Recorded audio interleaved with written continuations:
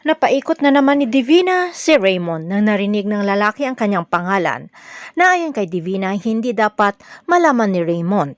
Sa pangungulit ni Raymond kung ano ang hindi nito dapat malaman, palusot ni Divina ay iso-surprise niya sana si Raymond sa isang selebrasyon sa pag-close ng deal sa mga Hapones. Natuwa naman si Raymond sa mga sakripisyo na ginagawa ni Divina at kanya itong pinasalamatan.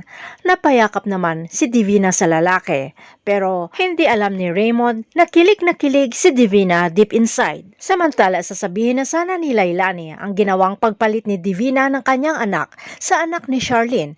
Pero naalala ang banta ni Divina na ipapatay nito ang kanyang anak oras na sasabihin nito kay Charlene ang totoo.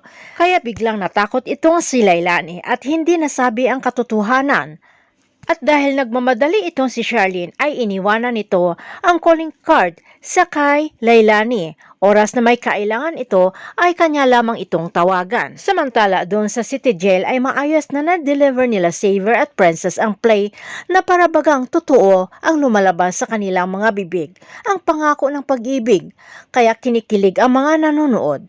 Maliban lamang kay Onse na silos lalo na parabang hahalikan na ni Xavier si Princess at ang tawagan na dapat sa play ay Prinsipe Minandro ay ang tawagan nila ay tunay na pangalan na, kaya pati si Mamo ay nagdududa kung ito'y isang pag-aarte o ito'y katotohanan na.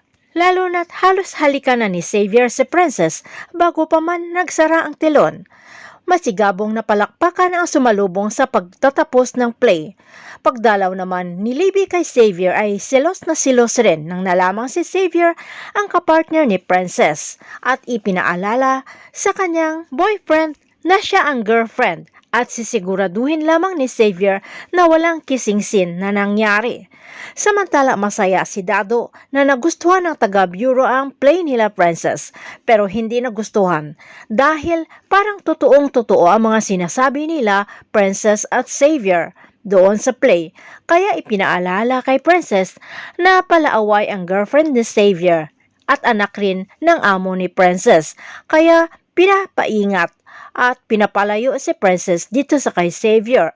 At kahit si Onse ay silos rin, pero hindi alam ni Princess na may ibang naramdaman si Onse kay Princess na umiibig na ito sa dalaga. Samantala narinig ni Lailani ang maanghang na salita ni Libby sa inaakalang totoong ina niya na si Charlene, na sinisisi ang kanyang mami na ito ang nagdala kay Princess sa buhay nila. Tulad ngayon, nawala naman lamang magawa itong si Libby para pigilan ang paglalapit ni Princess sa BF niya sa loob ng kulungan. Hahayaan na lang ba ni Lailani na hindi sasabihin sa kay Charlene ang katotohanan dahil sa takot dito sa kay Divina? Abangan na lang natin ang susunod na mga episode dito sa Prinsesa ng City Jail.